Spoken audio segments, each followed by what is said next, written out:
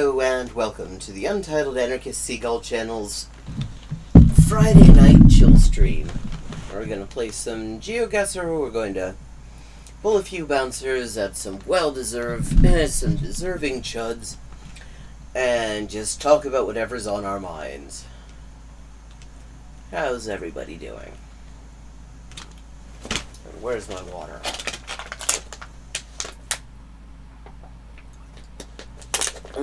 There we are.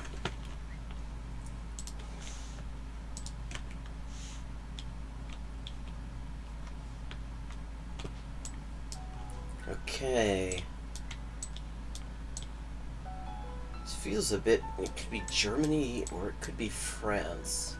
But it could also... These walls could also be some parts of South America. Widerrechtlich abgestellte Fahrzeuge, Germany. We are someplace in Germany. Natürlich hält das nicht ewig.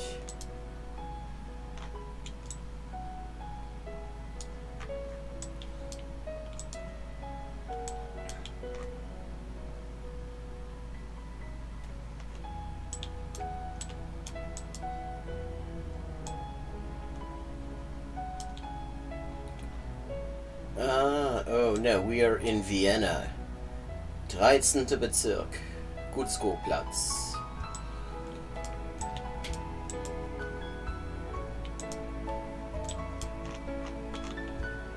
Bremreiner-Gasse, Geilinggasse, 13. Bezirk in Wien. Mal sehen, wo das ist. I still have not actually learned where each one of these districts is, annoyingly.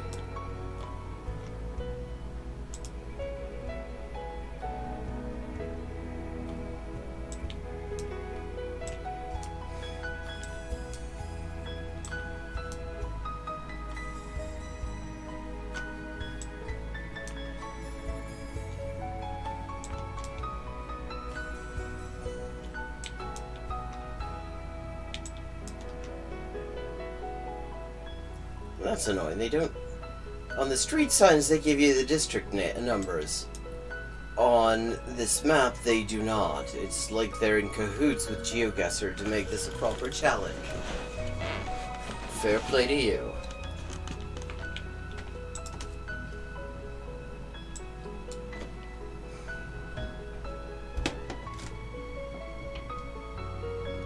Belvedere 21.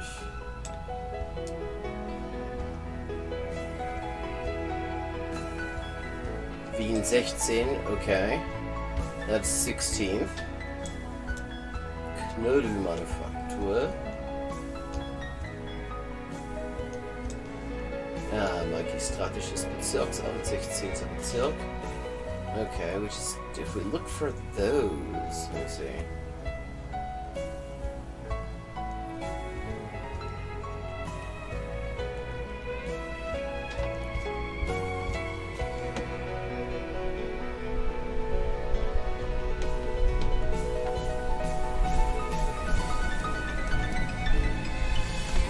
Schweizer Garten, Wien Quartier, 12.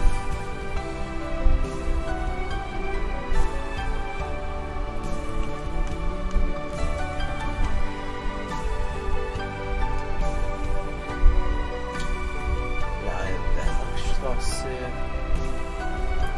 Simmering, Eckplatz. Come on. St. Marx. Ist auch nicht schlecht.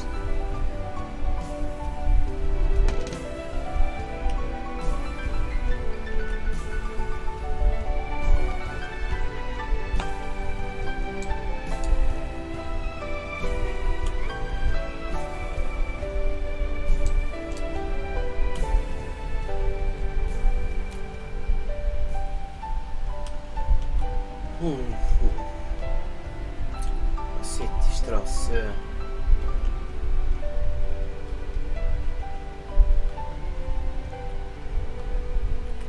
Okay, that's the 20th district. Let me see, can we find something else beyond district names? Maybe there's something. Tennisshop Hagenauer.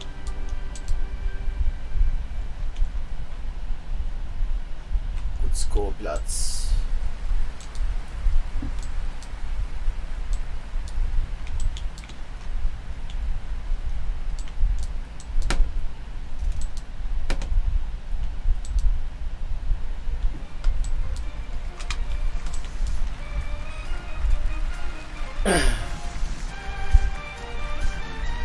Geilinggasse.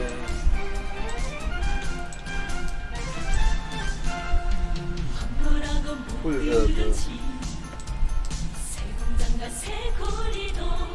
Okay.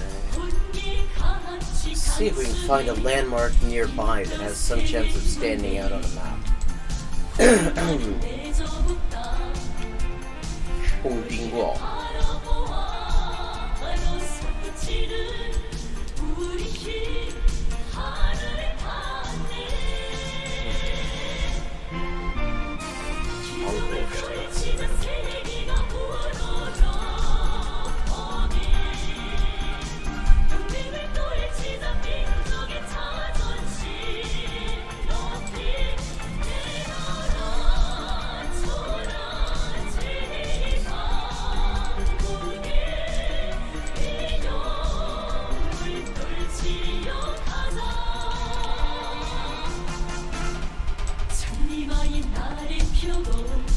Trouble is, these are either things that are unlikely to show up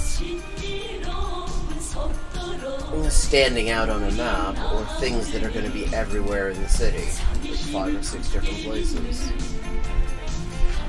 Well, except that does not actually necessarily mean Otterkring, because that is a very popular beer in Vienna. Leinzer Tiergarten, Kurkesdorf, Bintol Radweg. Okay, battle help. Kurkesdorf, Leinz.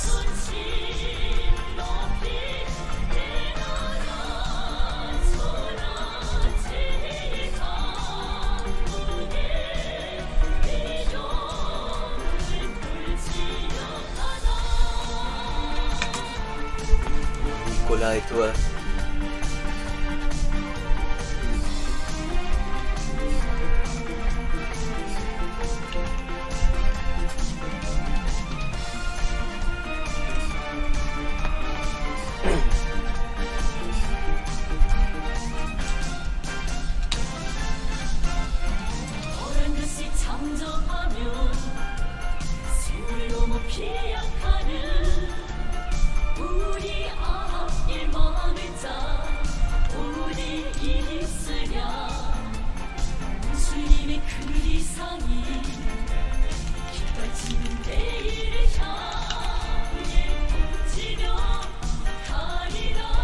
Okay, well there's the 17th. Leinz and Kurkesdorf. Kurkesdorf, I've heard of. Leinz feels vaguely familiar as well. It's opening gates in Kurkesdorf. Geoguessr. Vertrauen. Verstecken, Donnerstadt. Verblau.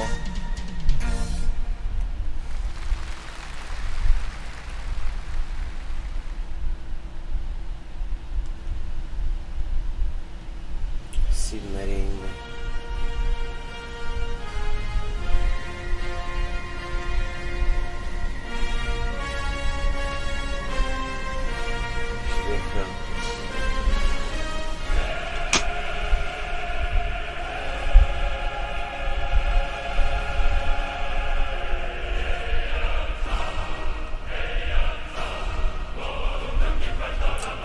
Yeah, come on.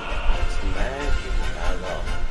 Heizendorf, Atzingsdorf, Ostenberg, Schweißing, Friedrichstadt.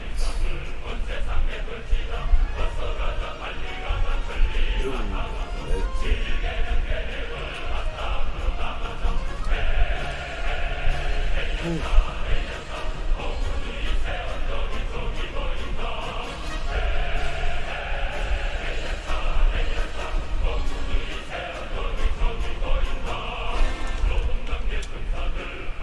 Hello, Mask. Yes, and once again, I'm remembering that I've never actually really learned where the districts are by number. And I do not get.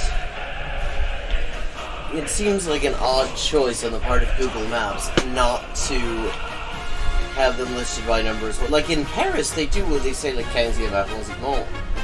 No, this is actually the state-merited chorus. Hello, Jill. How you doing?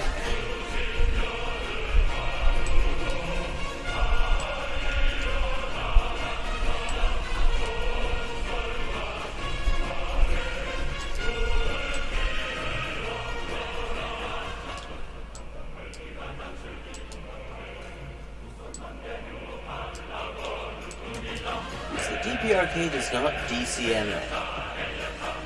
DMCA, fuck. Okay. Leinzer Tiergarten and Purkesdorf. Those are our best indicators. Trouble is... no, it's the state-merited chorus.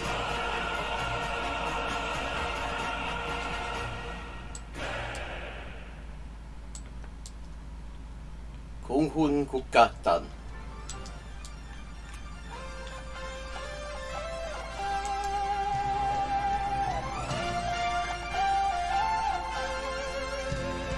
The DPRK.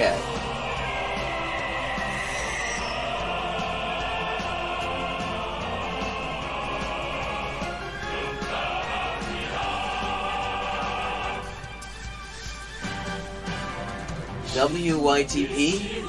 Would you take pizza?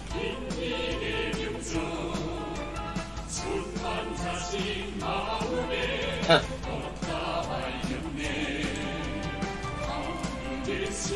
Would take your pizza.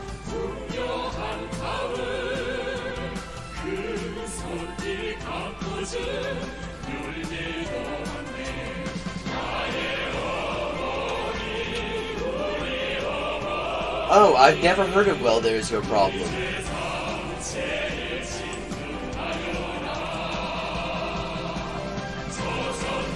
I find it's east on the Oder that things start to get dicey. Okay, we're just gonna have a bunch, so fuck it.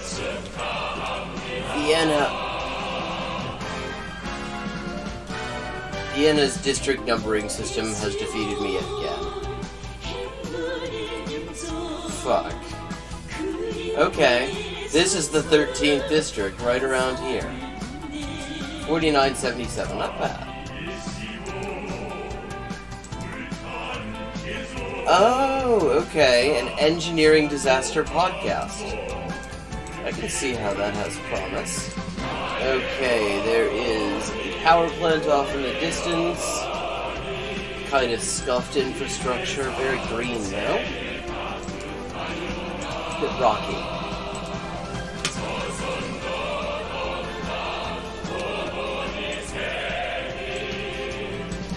I have to say, North Korea's lyrics aren't exactly the best ones ever heard, and they are extremely repetitive. But the music's actually quite good. The music's on point, especially like in the past 10 years. They've been innovating quite a lot, and you get some interesting stuff out of it. Lyrics are a total loss for the most part, but the instrumentals are nice. Okay, this is feeling very scrublandy. Could be Australia.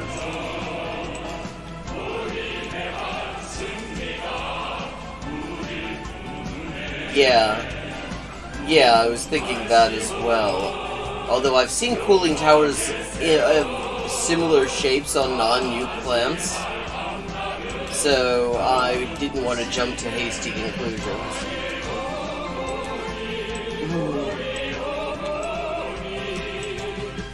Okay, 2 lanes, and it's not really clear which side of the road anyone drives on because nobody's here. Which is another thing in favor of it being Australia. Okay, we've got...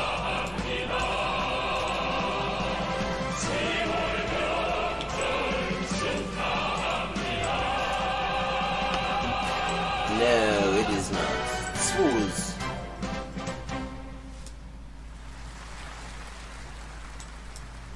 I think that could be Czech.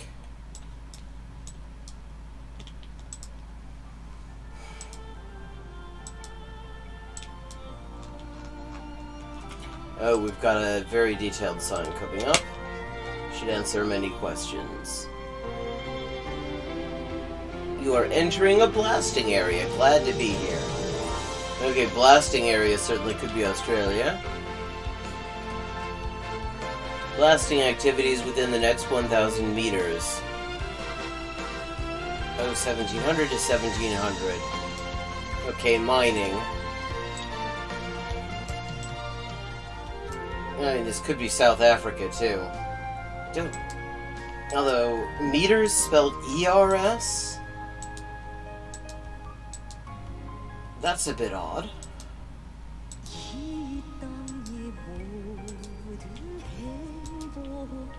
Yeah, I mean, there's only one Commonwealth country that does not use metric, and that is Britain. And even Britain uses metric for temperatures.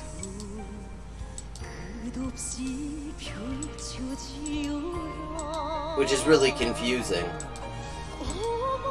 Because they use imperial for basically everything else. Okay, it's a very attractive little blasting area.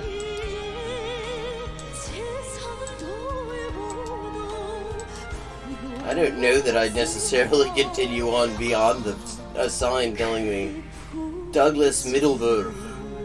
Okay, this is sounding more and more like South Africa. Nah, I don't think you wouldn't call that a blasting area. You'd call that a closed military area or something like that. Or a firing range or something. Blasting area is mining. And South Africa is very much in the frame for blasting areas. Tons of mining. As is Australia, which is just 3 mining companies with a flag.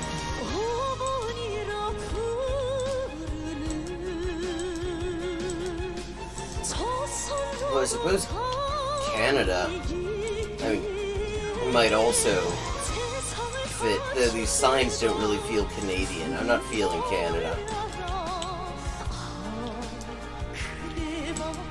Australia or South Africa, more likely.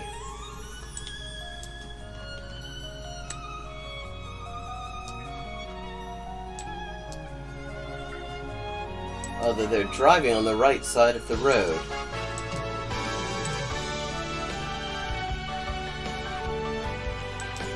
Except not always. Some of them are driving on the left side of the road. Oh, there's a turnoff coming. That's what's going on.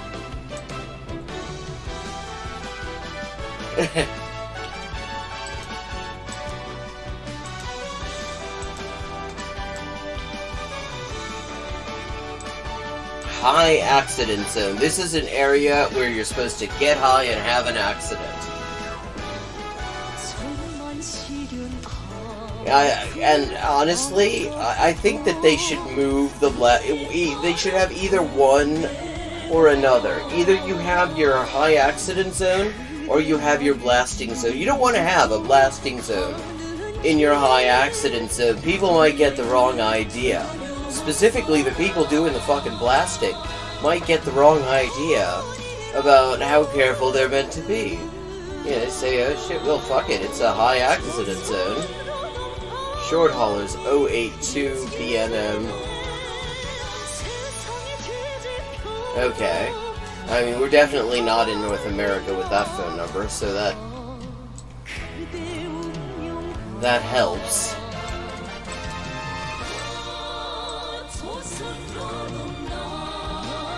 Yeah, Canadian road signs are almost identical. There are certain things that are different. Their speed limit signs say maximum, and their yield signs say nothing. And in some parts of the country, stop signs say stop, arrêt, or they just say arrêt. Yeah. Definitely not in Canada with that speed limit sign.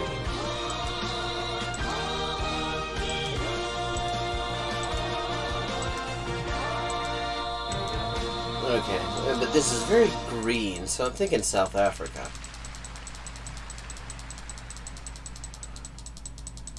Home of renowned human rights activist Olga Michaud, whose greatest talent is taking quotes from two different people 9 years apart. Yeah, okay, here we go. We've got some mining. Yeah, South Africa, I'm thinking.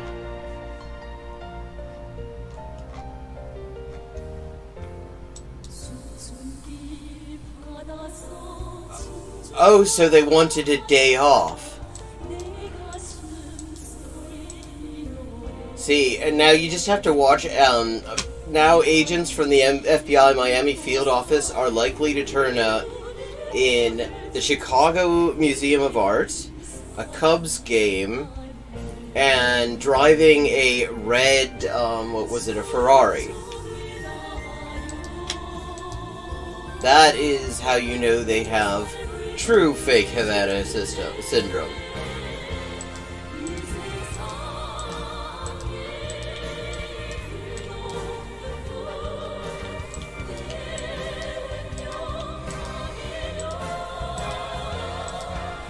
Okay, this is taking way too long, so fuck it, we're gonna say someplace in South Africa. 618 kilometers, not too bad. It's an Emalahleni, right by Joburg. Okay. This feels like the Atacama Desert, but that doesn't mean anything, it just means it's a desert.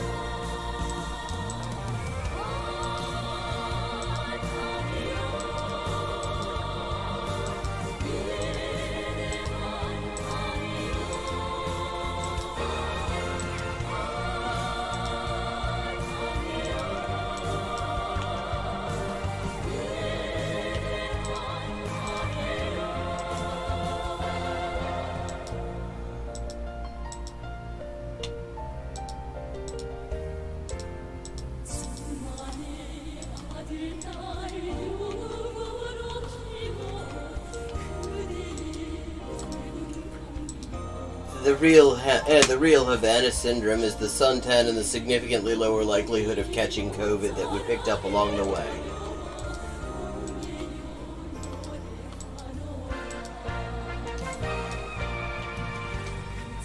Let's see what this house looks like. Okay. Okay, this could be a lot of places. It does not feel like the US, though. Fence is wrong for North America. I mean, possibly Mexico.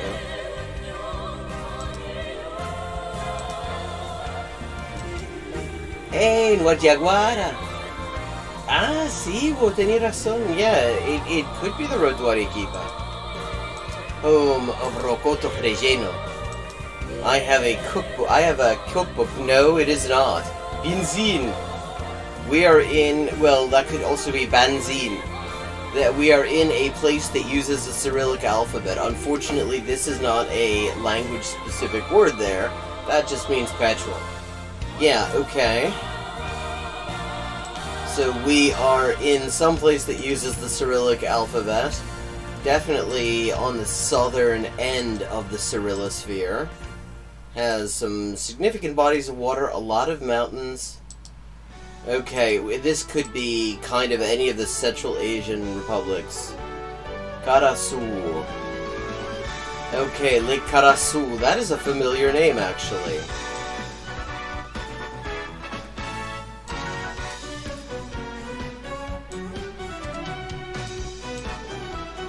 Karasu. That is like Blackwater. Yeah, it could be Kazakhstan. I mean, it could be one of the various. It could be Kyrgyzstan. It's a Turkic language. Karasu is a Turkic name.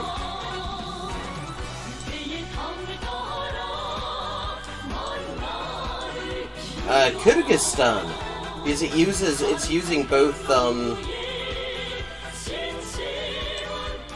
it's using both Cyrillic and Latin alphabet,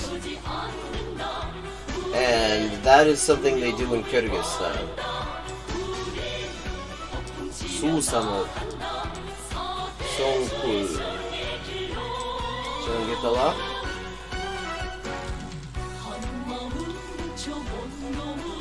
Turkol.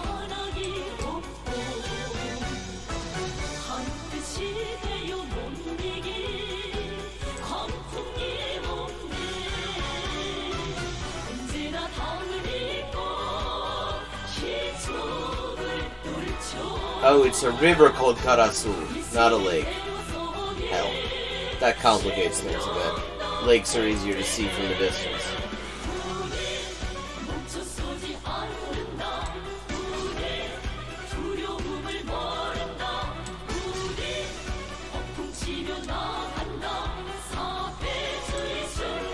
Okay, I'm just gonna say it's Kyrgyzstan.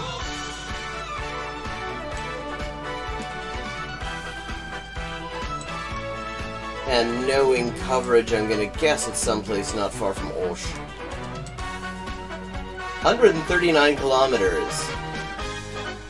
Yep, I got the country right. We were in Kyrgyzstan. 45-55. And now... Bonita casa sola, oportunidad. Okay.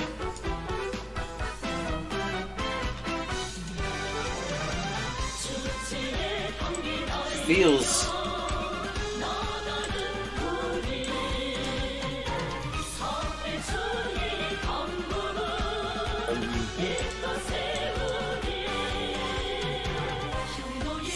Es el educativo Montes de Oca.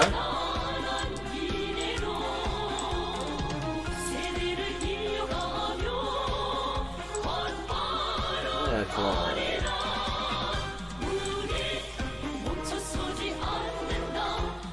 Okay, the Pusita.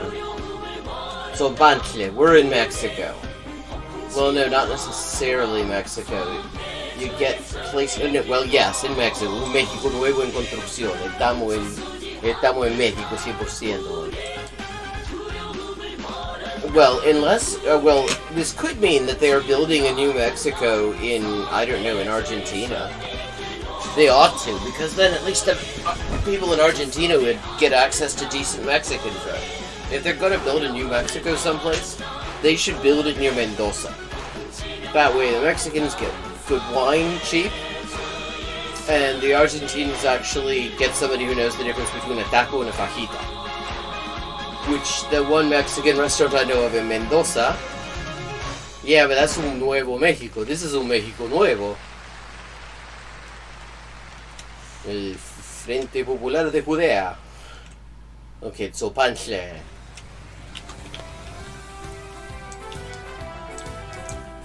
Okay, a ver, ¿dónde queda Tzopantle? We got any Aguatlán?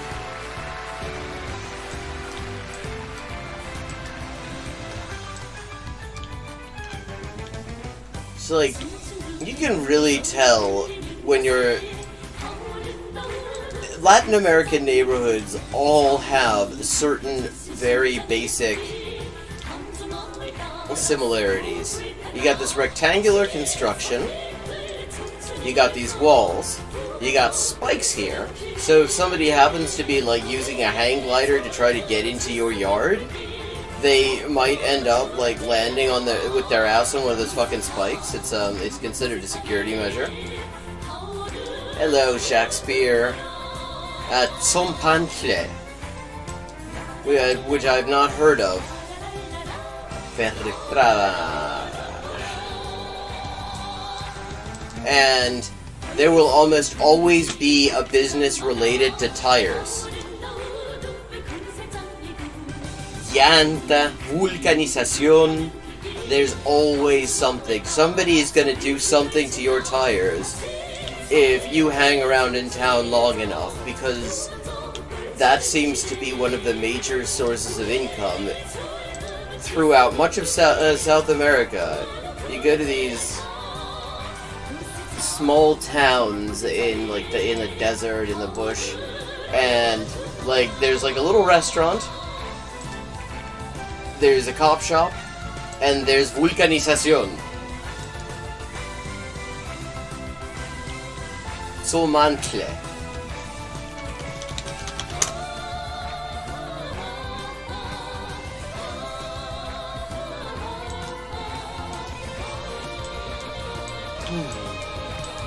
But it seems to be a relatively large place.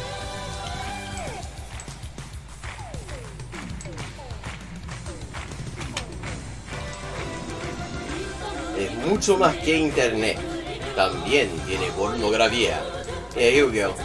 Somantle superior. Zompantle with a P.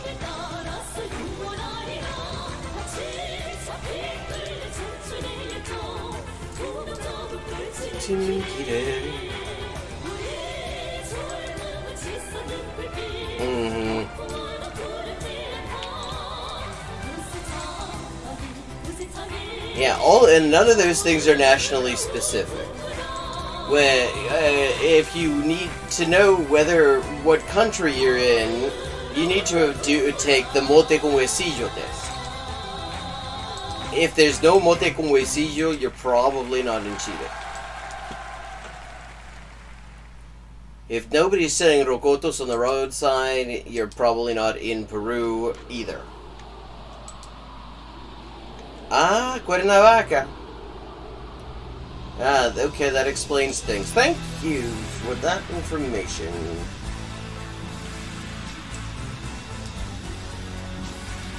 I will admit, my Latin American geography gets worse the farther north I go. Cuernavaca, Temisco, Emiliano Zapata, 3 de Mayo, Campo del Orga, Civac, Loma Bonita, Lomo Bonito, Lomas de Aguatlán, okay, Lomas del Zompantle, 540 meters. The public display of human skulls. Yeah, Mexican place names are on point. 49.98.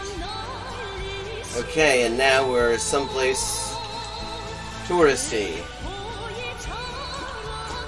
Let's see. Have we got mote con huesillo? No, this is English. Feels theme parkical. Okay, we are in an Arabic-speaking place. Al-Hamamat. Atlantis Dolphin Bay Water Slides. Shark Bites Restaurant. Okay, I'm feeling some Dubai vibes here. I feel like if we Aquaventure Water Park. Yeah, I mean, this just has a Dubai feeling to it somehow. If we stay long enough, we'll run into Sebastián Piñera.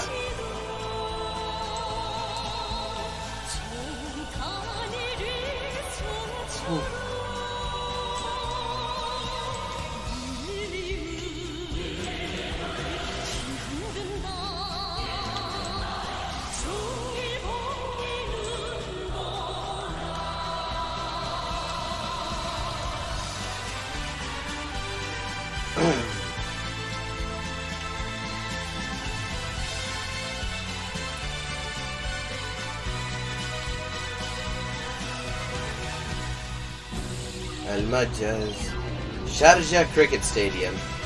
Nobody actually plays cricket in Dubai, but the thing is that Pakistan has not had home games in ages because the other teams in the ICC basically say they don't feel like going to Pakistan. So when Pakistan has a home game, they have it at Sharjah. It's the Mall of it's the Mall of America, but more expensive and with better weather and a sea view.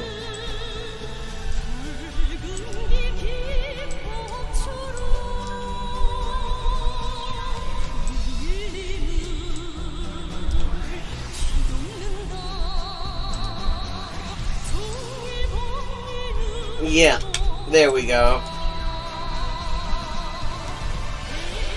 49, 43, 17 kilometers. 22,776 points.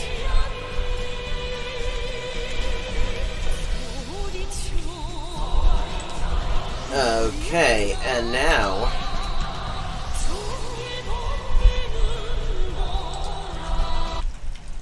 it's time for that special time of the evening when we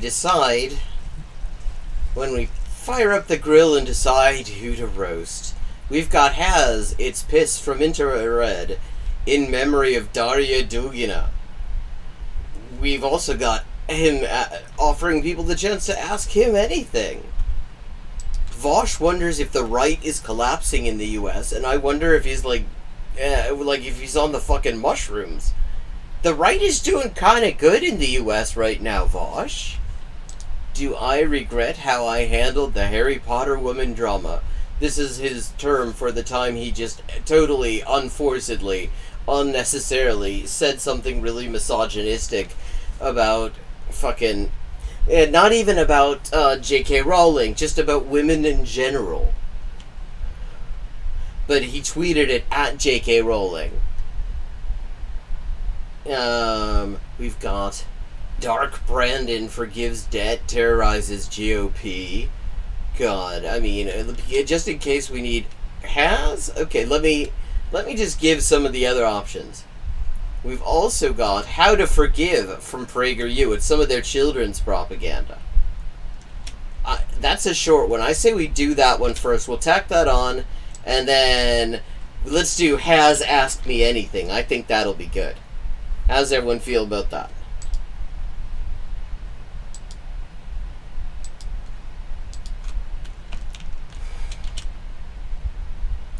Well, yes, I know, but I divide them up and I come back to them.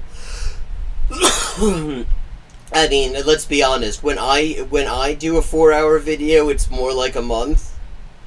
But we can just...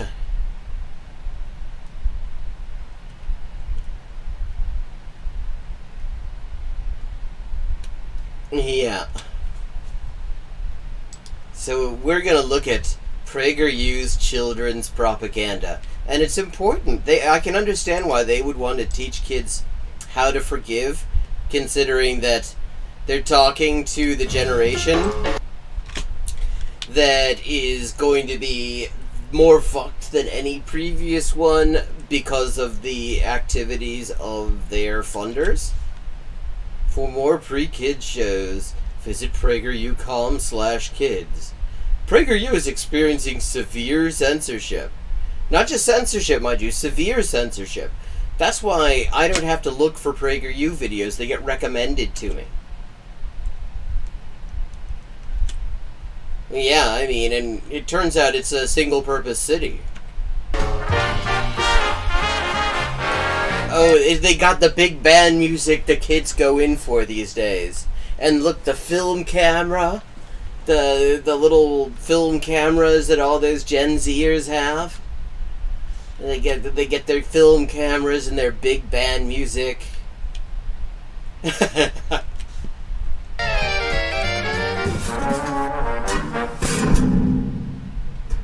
Have you ever been hurt by someone else? Yeah. Oh, you can betcha, buddy. Oh, I have a long list. Of course you have. There isn't one person who... If you're watching this, you are currently being hurt by someone else. It is inflicting pain. who hasn't been... wronged by someone else, which means everyone needs to learn how to forgive. You've probably heard people tell you to forgive and forget all your life. And maybe it's kind of annoying. Yeah, yes, it is, because the people who tell me that most, you see, are the people who need to just stop doing the shit that they keep asking for forgiveness for. Oh God, a principal who's we have that here. I mean, that was, they don't do it often, but I remember, like, when I was in high school, there was a fucking scandal because this teacher insisted on going to a girl's house to administer a school department approved bare-ass fucking spanking.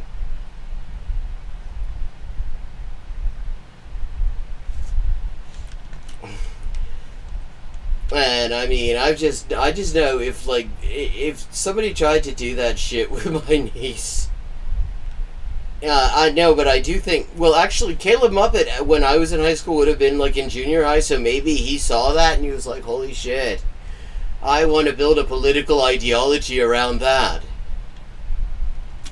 Actually, no, wait a second, when I was in high school, he was, like, 4. Must remember to forgive and forget. But you hear about What's with the fucking laugh? forgiveness so much because it's so important. 18th century Alexander Pope once said, To err is human, to forgive, divine. So today, we're giving you 3 tips on how to forgive. And now, one thing I've noticed about these tip shows for kids, he's in his, like, early 30s, I believe. These tip shows for kids is that they often actually, even within their shitty parameters, fail to provide anything that actually counts as a tip. Or they have tips, but they're nothing to do with what the video is supposedly about.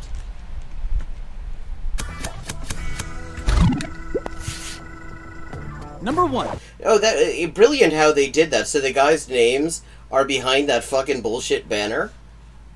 Like, look at this. Look at that. His name is, like, completely obliterated by that banner that they put on there. Like, so they obviously they have shown too much forgiveness with their video editors. Number 1. Understand the types of forgiveness. Forgiveness is a complex thing. There are 3 different types for different situations. It's a complex thing, but fortunately there are only 3 types and PragerU knows them. Exoneration, forbearance, and release.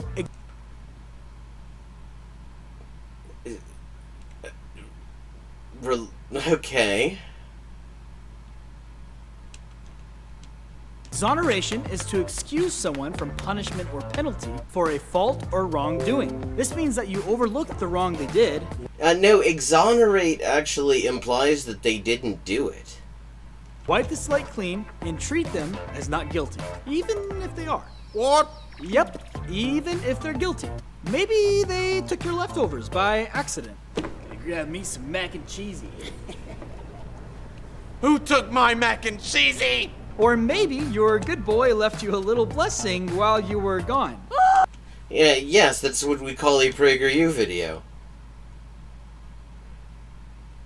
Yes, you see, those are the 3 stages. You get your exoneration going, and then you have some forbearance. You gotta learn to, like, extend the forbearance, because you don't want to get to the release too soon. Yeah, dog shit's at least biodegradable. You should exonerate And it's better for the environment. someone when they sincerely apologize. Take full responsibility, ask for forgiveness, and you have confidence. Look at this, they did this so badly, you can't even see the full fucking, the bullshit captions they put up. You have confidence they won't knowingly, I think. Okay, like, I can kind of I can get it, but this is for, like, little kids who, like, who these people have actual money. They have fucking oil money. And they can't design a banner so that it doesn't obstruct other text you want people to see. You realize that the whole thing that you're doing, PragerU, it's supposed to be propaganda. And in order for propaganda to work, the people actually have to be able to consume the propaganda. You're hiding your own propaganda. Critical support for whoever the video designer is for this. Yeah, and okay, and the idea they're saying you should just prescriptively you should treat somebody as if they never did it, even though they did, if they take full responsibility, and like that doesn't follow. It depends what they did. I mean, and if you're confident they won't knowingly repeat their actions, like no, that it depends entirely on what it is, for fuck's sake. They won't knowingly repeat their actions. Exonerating someone means that you choose to give up your personal desire for... Yeah, okay, this is kind of useful because it means that kids of a certain age who use the word exonerate are in households that are showing them this shit. Revenge, or to try to get even. Whether your brother stole your Pop-Tart, like this kid, or sold you into slavery, like that Joseph guy in the Bible. Yeah, let's have your almost entirely white video joke a little bit about some slavery on PragerU, where you spend huge amounts of time trivializing that as if it was nothing big deal. True forgiveness means completely surrendering your urge to punish the other person, and even to talk bad about them. Okay, surrendering the urge to punish. That urge to punish is very strong in the case of PragerU. And they talk about crime, it's like, well, I mean, when they talk about like the small crime anyway, they want to punish the shit out of that. The big stuff, they're kind of like they want to exonerate. That's what the forgiveness is for. Well, I guess I can forgive him and him. I don't know about that guy. He's a little too crazy. Forbearance, on the other hand, applies when the offender has done something so hurtful that it alters the relationship going forward. But forgiveness is still necessary for your own healing. Yeah, I mean, these aren't tips, though. These are definitions of concepts. This is clearly whose concept of, okay, exoneration, forbearance, release. I want to know whose concepts these are. This is somebody's scheme of a definition of forgiveness.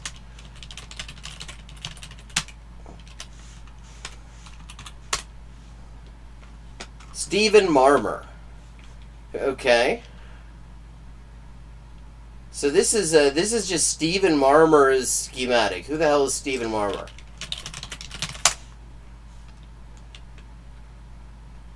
UC Berkeley. He works for PragerU. He is a psychiatrist and a member of the clinical faculty at UCLA Med School. Happiness Hours with Dr. Marmer.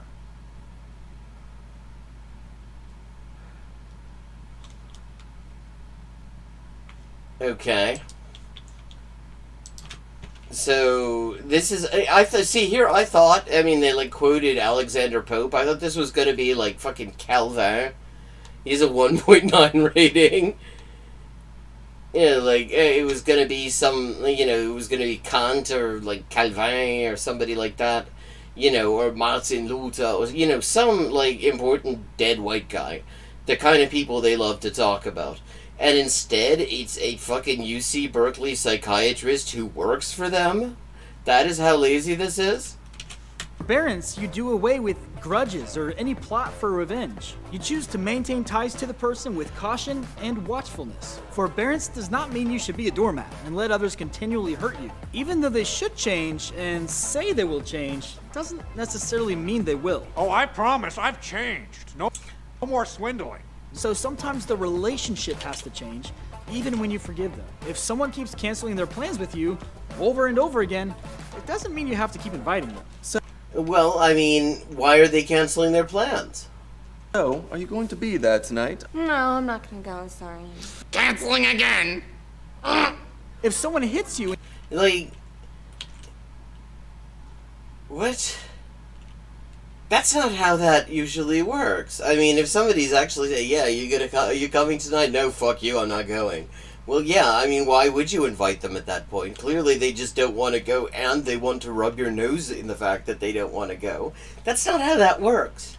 I mean, but like if somebody's actually inviting somebody who keeps on telling them to fuck off, like maybe don't invite them. Actually, When you forgive them, it doesn't mean you should let them hit you again. Relationships are built on trust, and trust must be earned and yeah, and the different types of trust. It's important to know them because the highest type of trust is the relationship between a child and their source of oil-funded propaganda.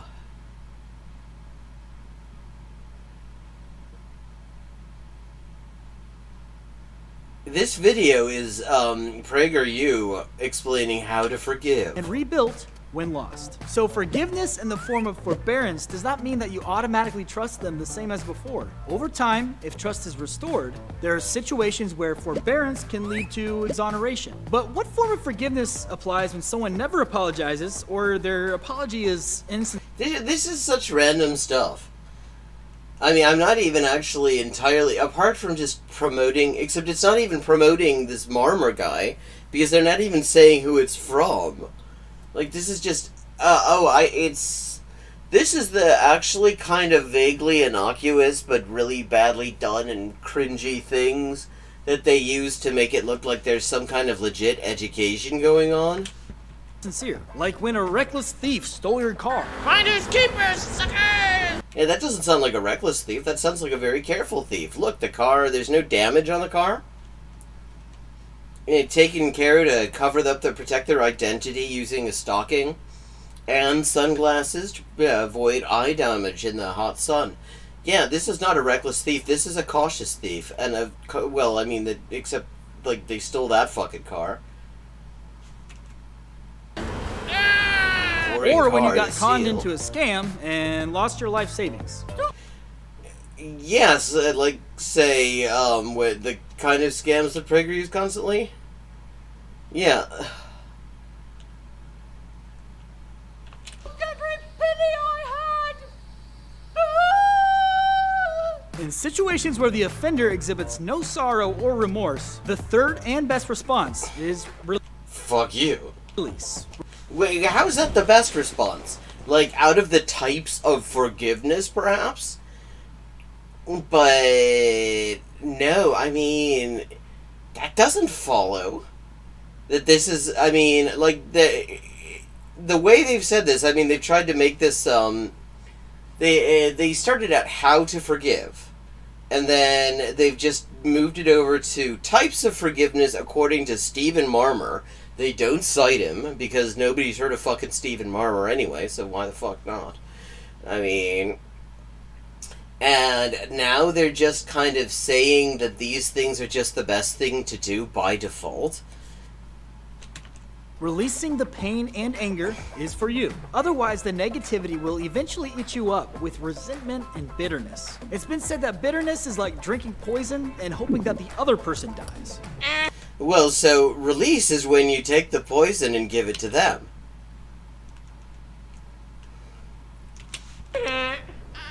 It turns out that the person it harms the most is you. So when exoneration and forbearance aren't possible, remember that release keeps you from living in the tyranny of the past. The tyranny of the past. There we are. See, of course, the idea that maybe there are things that you would not simply want to forgive does not come Number up. 2, consider how to approach someone who has wronged you. When someone has seriously harmed or hurt you, or the offense happens often enough that it spoils the relationship, then it's time to speak to the person directly and in private. No one likes to be scolded in public. Well, I mean, you've kind of built a web presence on doing that. I mean, wait a second, nobody likes to be scolded. They went all in about what a horrible thing it was that Libs of TikTok, Chaya Raichik's fucking identity was released. They called it doxing, even though actually it was just Glenn Greenwald being careless again. I mean, and that was, and, pillorying people in public is Libs of TikTok's whole fucking thing. Have a good night, Mask. Good to see you as always. Know how you stole my mac and cheesy from this fridge? Well, I forgive you. In person is best because people get to see your facial expressions and hear your tone of voice, and are more likely to empathize with you. If it sounds too scary, or you're afraid of not knowing what to say on the spot, it can help to write down what you want to say beforehand. Look, once again, like, did they watch this thing before they decided to put it up to see if the text would actually be legible? Ha! If you can't speak to them in person, a simple handwritten letter could be a meaningful gesture. Tell them clearly what they did and how it hurt you. Tell them, You, dear PragerU, you make really badly made, ill-conceived right-wing propaganda of very low quality. It annoys the shit out of me.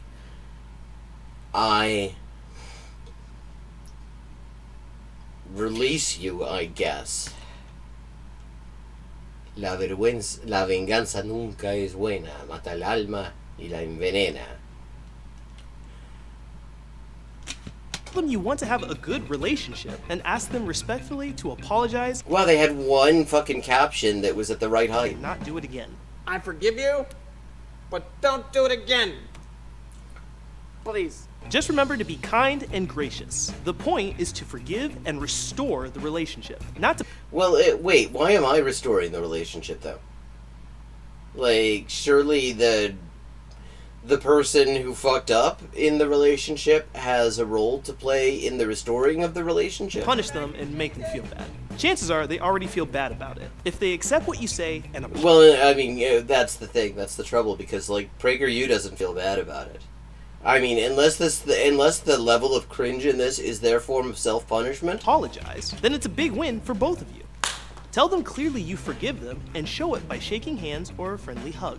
If they refuse to apologize, give it Oh god, awkward, like, no homo hug there. some time and ask again later. And maybe bring someone else like an unbiased mutual friend. The third person should try to help the two of you find a way to reconcile. If they still don't apologize, you should release the matter Oh, look, I mean, look, once again, they got it at the right height this time.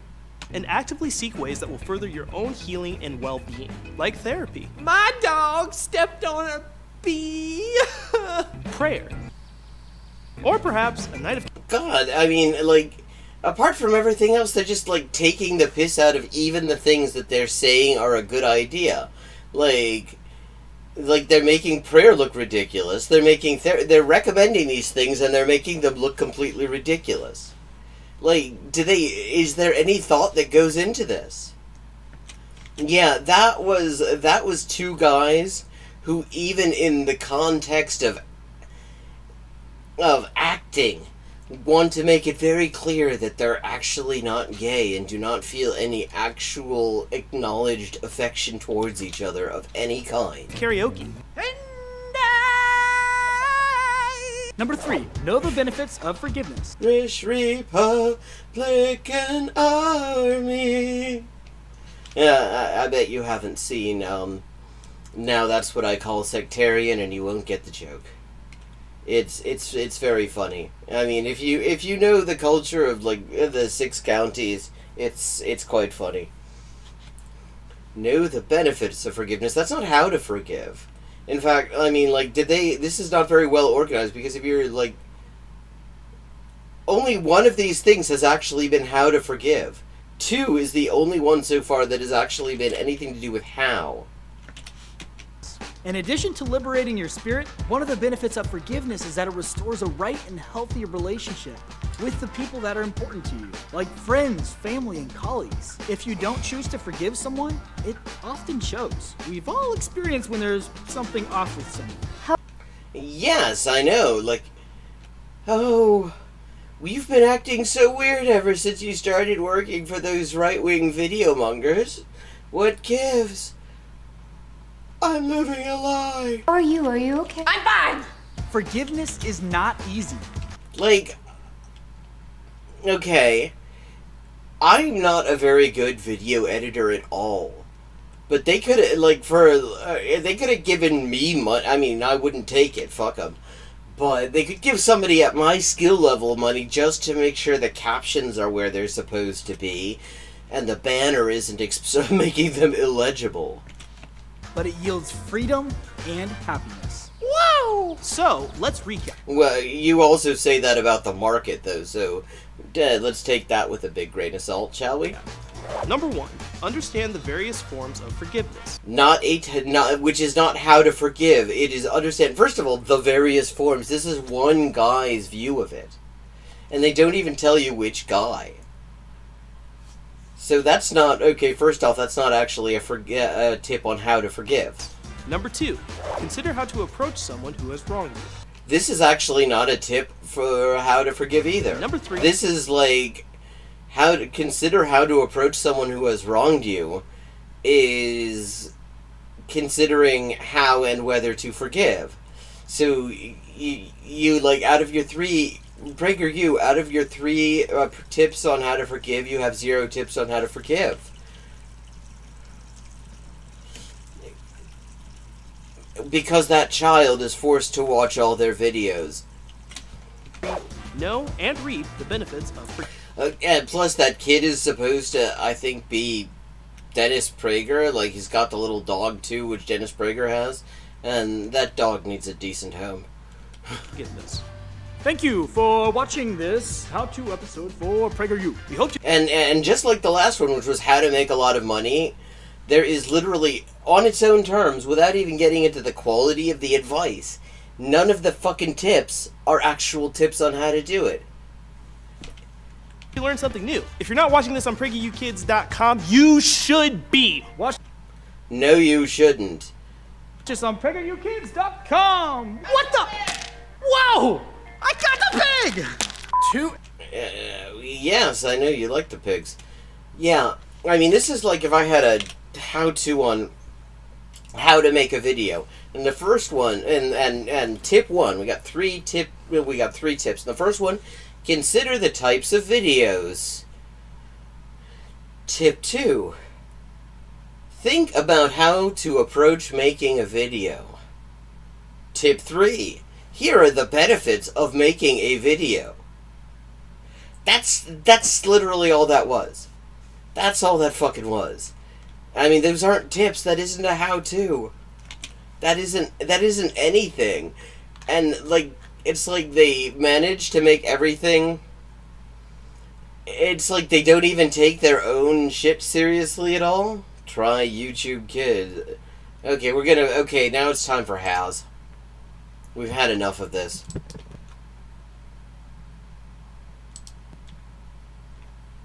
Let's get right into the news.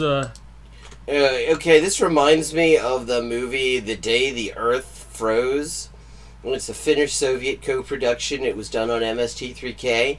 And the West Wind, who plays a major role in the legendary retelling, talks exactly like that. I am the West Wind. You need to make the sample. I didn't even shower. I didn't even get ready. Well, then you just go fucking do that, okay? We didn't need to know. Like, we don't have smell-o-vision, and that's a good thing. So you didn't have to tell us that. And I went straight from tanning, sweating my ass off, right into this shit. I ain't even prepared to do nothing. Ready to go in. Yeah, okay. I mean, just he just gives so much thought to it. I mean, admittedly, I'm saying this like roasting him for not preparing the thing. Like, my prep for this... My prep for this is I kind of look at these assholes' YouTube pages and... sorry, see if there's anything roastable. And that's kind of it. And other than that, I like put on lipstick and I set up my cameras and stuff. I actually... in one of my videos, actually it was like the Franca del No video. I'm from the 70s too. There's like a half a second where it is me, where you see in the window capture the YouTube page of Caleb Muppet, because I was just checking to see if there were any videos, because I wanted to see if he had decided to do his own Downfall parody. And he hadn't. and I didn't cut it because I didn't realize it was there because it was literally like half a second. I did not realize it was there, and the comment I get on that video then is this suddenly a Pro Caleb Moppin channel? And it's like, no. No. I mean, I didn't even realize it was because it was the Spanish language video about the propaganda for the plebiscite coming up in Chile. And it's like, there was nothing to do with Moppin in it. And I'm like, why? As I would just go, hell no, why would you think that? And then I looked at it again, it was like half a second of fucking Caleb Moppin's face, and that makes somebody think maybe this is like some subliminally pro-Caleb video. I mean, just look up his name in my fucking YouTube channel, random commenter person, if you want to be reassured of that. Yeah, and you'll see what I have to say about the Caleb Moppin.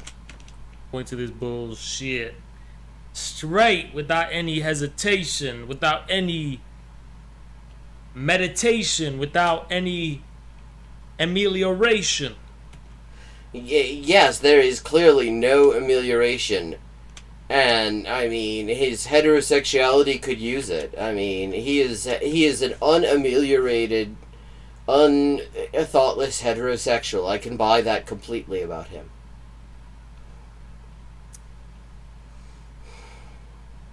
We are live. We're gonna be doing this. So I don't really want my chat. I want to focus on people who are not fans and who are not regular watchers. If you're a regular watcher, well, I'm not a fan, so I guess he's focusing on me. I guess chat, you guys, you all aren't fans either, are you? So he's focusing on us. This is for us. This is for us, chat gang. and you want to ask questions, just do the Patreon. No, I do it every week. Y'all questions, I don't want people like, oh, so hi, I'm a big fan. Like, yeah, you guys do that every week, okay? So we want to get people who are outside of the community to do this AMA with, because I do AMAs with my... AMA? What? Oh, ask me anything. I was like, against medical advice? Why? Because, like, his shit will cause you strokes? One thing I have to say, like, I did part of a video, and the one thing I can say is, on the specific subject of international law, unlike Caleb, he actually does seem to have read a book all the way through. Like, he actually, I mean, his analysis sucked in a number of ways. In particular, he thinks international law is actually a thing that matters, and on a level other than propaganda, which it mostly isn't. But, on the other hand, he actually does have a tolerable grasp on the subject, which is more than I can say about any subject I've ever heard Caleb Maupin speak on. Chat all the time, okay? I do AMAs with my chat all the time, so we're going to be doing this in the Politics Discord, and ain't no need for our own gorillas to be doing the AMA, really, you know? I mean, you can if you want, but it's like, it's kind of superfluous. Okay, I'm skipping ahead. That's okay. And we are super early, okay? We are super early today. I don't give a fuck, dude. I don't share that many viewers with Jimmy Dore, okay? You guys have to understand, my age demographic is like 90% 20s, okay? Jesus. Oh, okay. He did? Okay, that explains a lot. Although, then again, if it's law school in the U.S., you can get through law school and not know anything about international law in the U.S. Yeah, I mean, especially U.S. law school. It is amazing how much shit they don't teach you. Like, international law, international human rights law, comparative law, those are all normal, required things. Hello, Phoenix Rising. Haven't seen you in ages. Good to see you. I mean, those are totally normal things that you need in order to get a law degree in a lot of countries. In the U.S., you don't have to know any of that stuff because, I mean, comparative law, you might start to question whether we, in fact, have the best constitution in the history of writing shit on paper. So I do... Believe me, I mean, I've been around law professors who didn't know shit about their subject.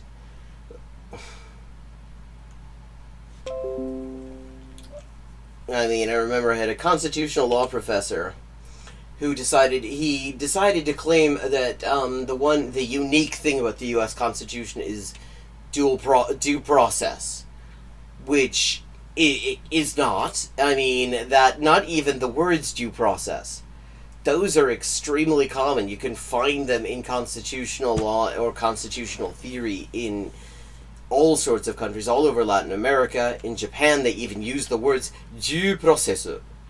I mean, right in their constitutional law books. Although in the actual constitution, they use a proper Japanese techitona tetsuzuki, they say. But, I mean, this is, like, really basic stuff. And I said, no, actually, that's a pretty normal thing. And, in fact, the U.S. isn't all that great on due process. Particularly in the area of, like, the rights of criminal defendants, which the U.S. does not do very well on by international comparison. He's like, oh, yeah, well, in France, you're guilty until proven innocent. I said, no, that's actually not true. In fact, explicitly in the Constitution and the criminal code, there's a presumption of innocence. He goes, no, there isn't. So I bring my fucking code penal to the class, and I go, hey, here you go. Here's the section that has the presumption of innocence. Very explicit, unlike the U.S., and he goes, yeah, but what about in practice? And it's like, you want to compare in practice? And you're standing the U.S. in practice? Criminal justice in practice in the U.S.? And you want to compare that internationally? I'd stick with the text and quit while you're behind. Jimmy Dore's age demographic is much older than me. So that's just a fact. Here's Sedona for streaming super. That is just a matter of fact. That is just factually correct. I should stream this early every day, shouldn't I? Wouldn't it be nice if I stream like this every day? I do this every single day, okay? So they should be contact me whenever. One second, I'm gonna blow my nose because I got some shit in my nose. I'll be right back. Yeah, you got shit in lots of places. Okay. Queerness and heterogeneity. This is the guy who is, like, literally... Yeah.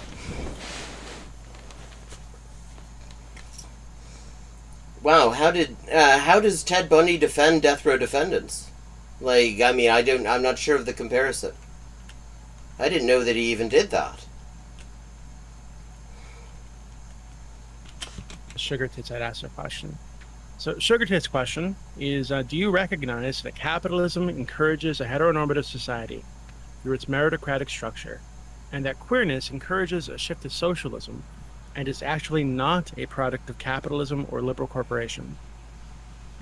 I would argue the exact opposite is true. Okay, so he's gonna go full on bourgeois deviation shit. This is not surprising, because he has also at one point stated that sexuality is itself inherently wrong. Hey, I know that's what you meant. I was joking.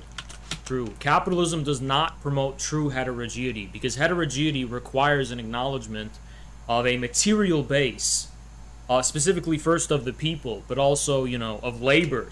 Heterogeneity. I think you mean. In his caption, he says heterogeneity. Specifically, as in command, as opposed to profit. Whereas profit is kind of homogeneous. Capitalism only is possible because of this homogenizing universal state. First, the one created in the French Revolution, or with the English Parliament, depending on how you want to look at it. And capitalism is actually all about homogeneity rather than heterogeneity, right? So, he sounds vaguely English for a second there. Okay. Yeah, well, he was. I don't know where he is now. I don't know if he's one of the dead enders, because a lot of Caleb's orbit just outright just dropped him like a hot turd after the medium part came out.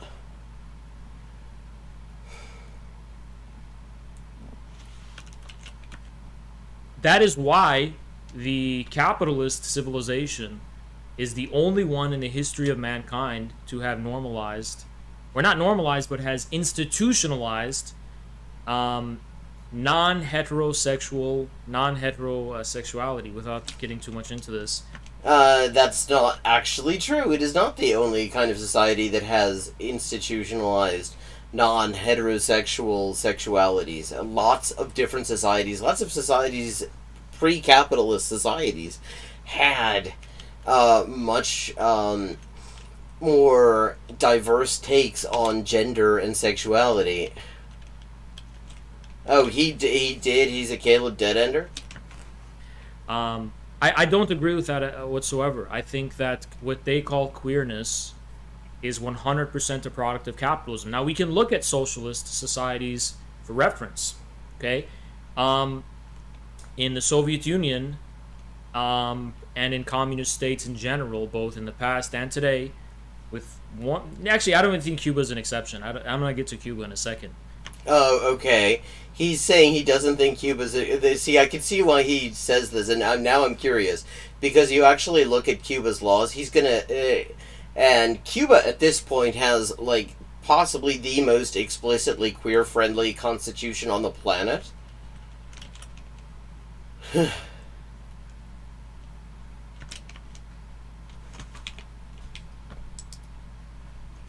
Fuck, Sorry about that, chat. I didn't mean to make your messages all disappear. They are far more heterosexual than capitalist states are in general.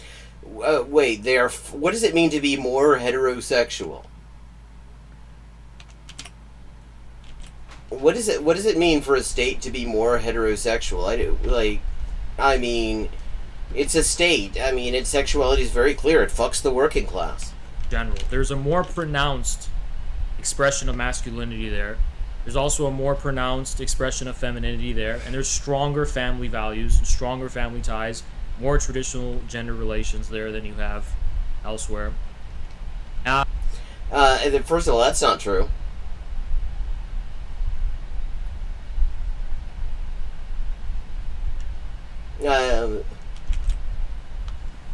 And I mean, at the very least, that is a narrative that is very quickly complicated. I mean, you look at East Germany, for example, compared to West Germany, was a hell of a lot more feminist. At least, I mean, in terms of just strictly, like, sort of bread and butter feminist issues, like, sort of, like, the accessibility of no-fault divorce, the ability to cohabit outside marriage, the ability to get an abortion if you needed one. Like, East Germany was way better than West Germany on all those things. Well, no, I mean, what? You mean... I mean, that's a term, that's a derogatory term for a Jewish lawyer, and I don't think that... please tell me we don't have to claim this guy. And then people point out Cuba, has this, it's been pioneering LGBT rights. Yeah, actually, and on, like, trans healthcare, East Germany was somewhat better. It wasn't great, but, I mean, West Germany absolutely sucks shit on it and still sucks shit on it. I mean, they make the fucking Tavistock gatekeeping bullshit look progressive by comparison. Yeah, and I mean, you look at the sexuality in the early Soviet Union as well. I mean, you can see it in the art. There was a lot of like free love kind of stuff going on. Stalin actually moved back on that at the same time as he was, otherwise, he was kind of completing the Soviet Union's move away from even the pretense of moving towards communism. A lot of people don't know the origin of that word, unfortunately. Well, that actually has been exclusively pioneered by... was one of the Castro daughters. I forgot her specific name. But she was educated in the United States, and she imported this to Cuba. Yes, you see, they never had any queer people in Cuba until Castro's daughter did. First of all, yeah. I mean, he also recriminalized homosexuality. But, the thing is, it's actually, if you look at it, it's Castro himself, Fidel himself, actually gave a whole speech about how, I mean, like, expressing shame about how fucked up the Cuban states, post-revolutionary Cuban states' treatment of queer people had been, and vowing improvement. Like, it was more than I have heard anyone in the US, anyone in, like, Western Europe, ever say on the subject. Like, any politician who was actually there for that period and was on the wrong side of it at the time. Yeah, como saber que alguien nunca ha entrado en una clase de antropología sin que te lo diga. How to know that somebody's never been to an anthropology class without them telling you. Yeah, that's about right. That was her initiative, and there's been a back and forth. There's a Catholic part of Cuba that's against it.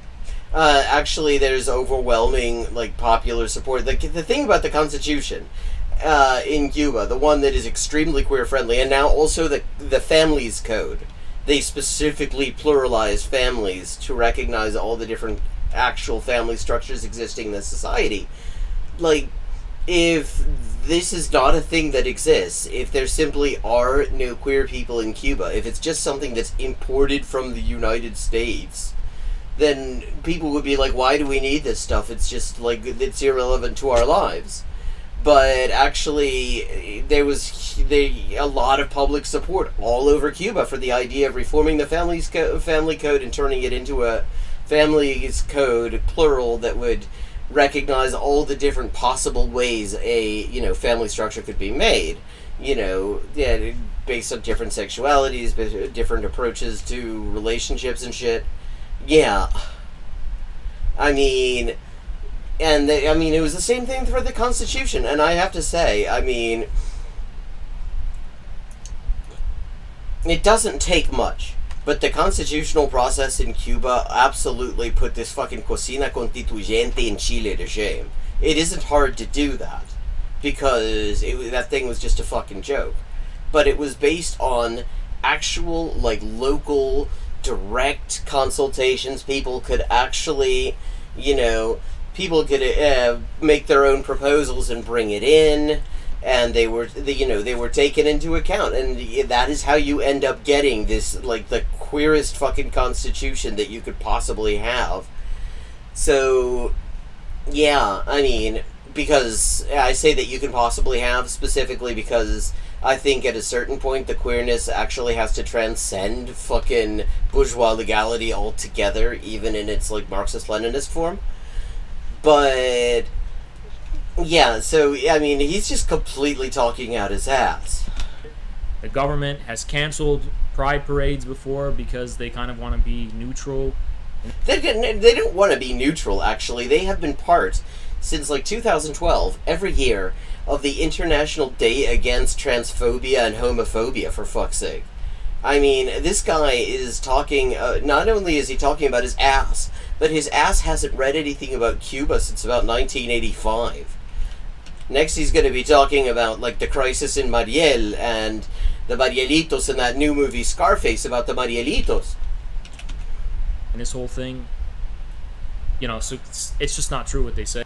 He's getting roasted by his own chat. Just Jace, he says, has conflating heterosexuality with heterogeneity.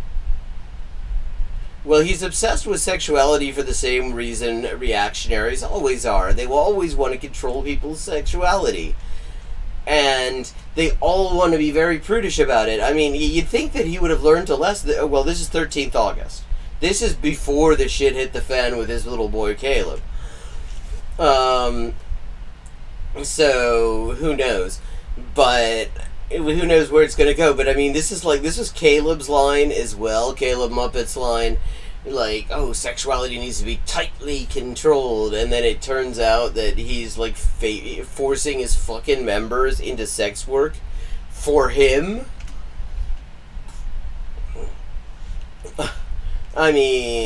Yeah, I have a feeling that there's some shit that we're going to find out about Haz one day.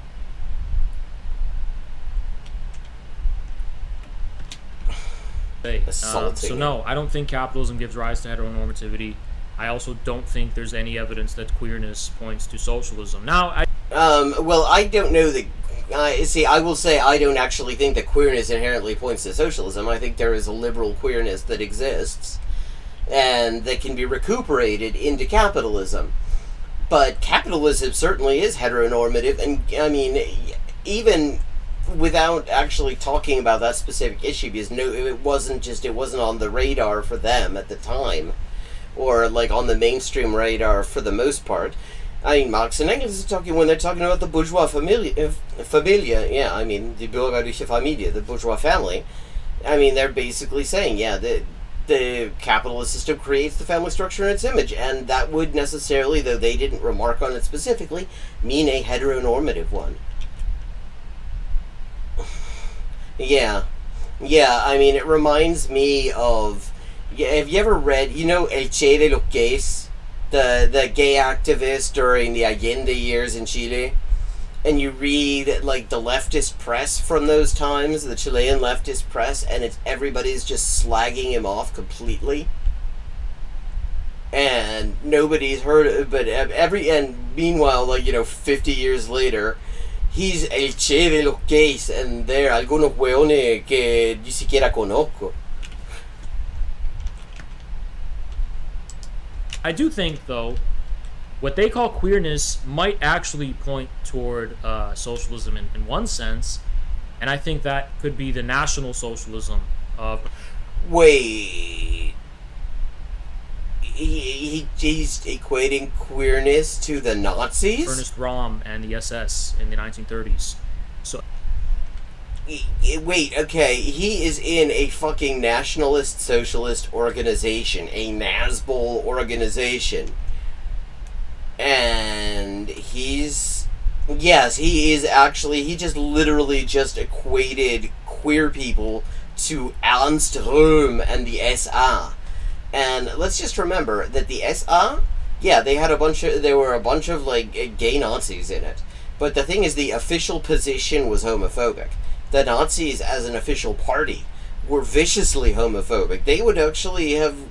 I mean, they wouldn't express it quite the way that House says it, but they agreed with him. That is definitely a form of socialism that was associated, or was... Oh, and notice that he's also calling this... He's calling Nazism a form of socialism. No, it fucking isn't, dude. It is the exact...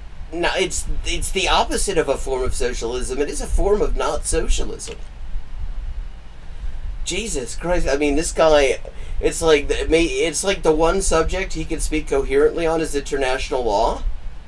Yes, a form of socialism and queerness. He equates to Ernst Röhm and the Sturmabteilung. Jesus, this guy is rank. Oh, well, the Institute for Sexualwissenschaft was something that Castro's daughter came up with. She imported it to the U.S., I guess, or something. Fuck knows.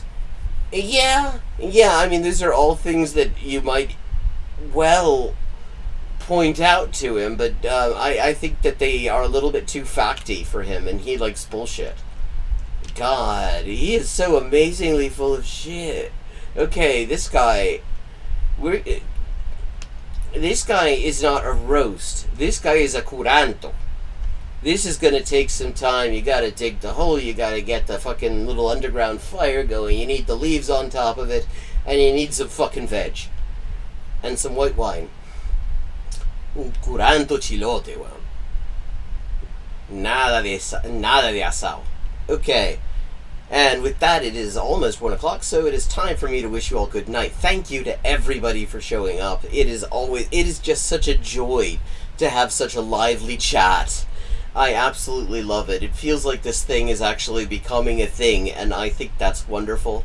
And I just absolutely love seeing you all here. And I will be back. Conocedor de anatomía y historia. See, yeah, I mean, this is the guy who didn't know that about female ejaculation, and thought that the discussion of it should be banned. But yeah, okay. So have a good night, and I will see you tomorrow night at 11:30 U.S. Eastern Time, and we will continue to watch this fool, and his queer theories. Fuck.